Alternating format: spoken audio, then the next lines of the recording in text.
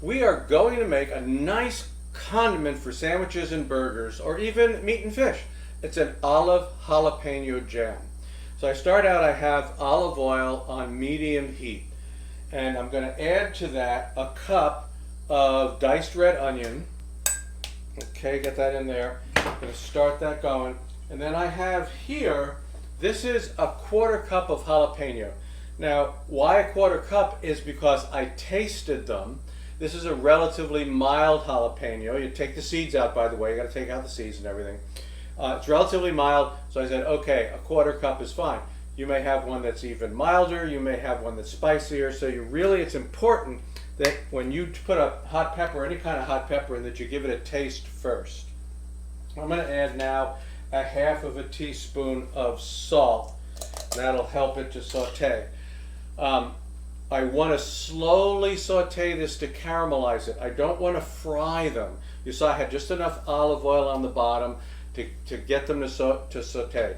Be patient. And the other thing about this is a relatively easy recipe, as you're going to see as I go through it, but it's not a recipe you can walk away from. You have to pay attention to it. You may have to turn the heat down. You may have to turn the heat up. So I'm going to do this part of it first. We're going to come back later and I'll show you the rest of the ingredients that go in and how we finish it.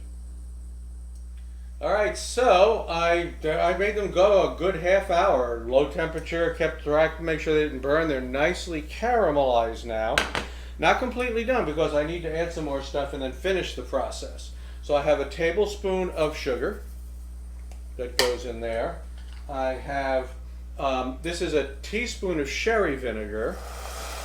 And then I have 2 teaspoons of balsamic vinegar. Put down in there too. All right, I'm going to throw in a sprig of rosemary and a bit of freshly ground black pepper. Okay. So now I'm going to just continue to do this. And what I'm going to do now is I'm going to reduce this down so it's the consistency of a jam. And as soon as that's done, we'll be back and give it a try. Okay, so now it's cooked down, it's thickened, it's looking really good. I'm going to do one more thing. I'm going to hit it with a shot of sherry, and then I'm going to cook it down again. Why, you ask? Because I can. So we're just going to cook that down one more time, get it nice and jammy thick, and it'll be done. Alright, so it's done. That's all. Liquid's cooked out of it, the sherry's cooked off, it looks really good.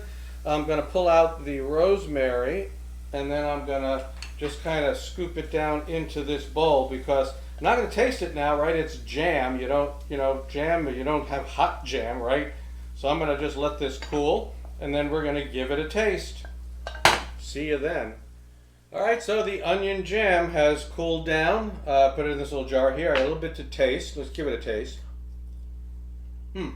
So it's nice. It's kind of chewy and smooth, and it's got that kind of what they call agrodolce effect, that the Italians call it, when you put sweet and sour together.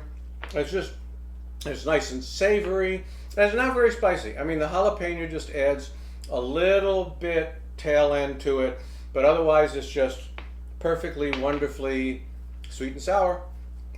It's going to go great on a burger, I'll tell you that, and I'll see you next time.